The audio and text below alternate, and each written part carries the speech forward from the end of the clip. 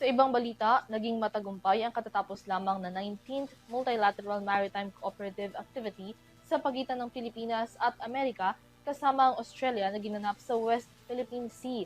Ginamit dito ng Philippine Coast Guard ang pinakamalaki nilang barko. Si Henry Nicolas para sa balita.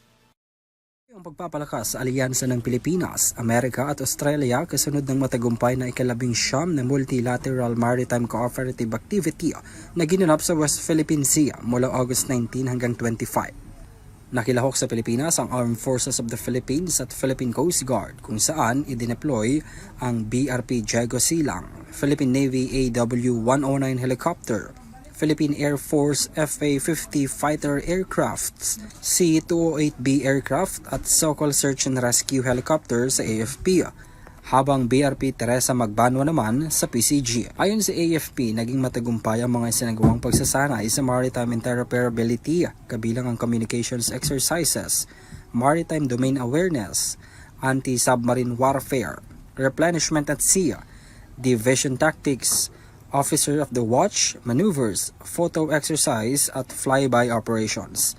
Ipinakita rin sa pagsasanay ang patuloy na pagpapalakas sa alyansa ng Pilipinas at mga kalahok na bansa pagdating sa defense cooperation, interoperability, peace, stability at seguridad sa Indo-Pacific region.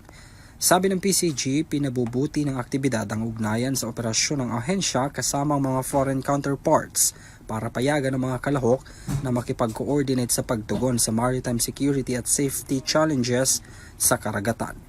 Idineploy ng Amerika ang USS Santa Barbara at P-8A Poseidon aircraft habang supply A-195 naman at MH-60R helicopter, P-8A aircraft naman sa Australia.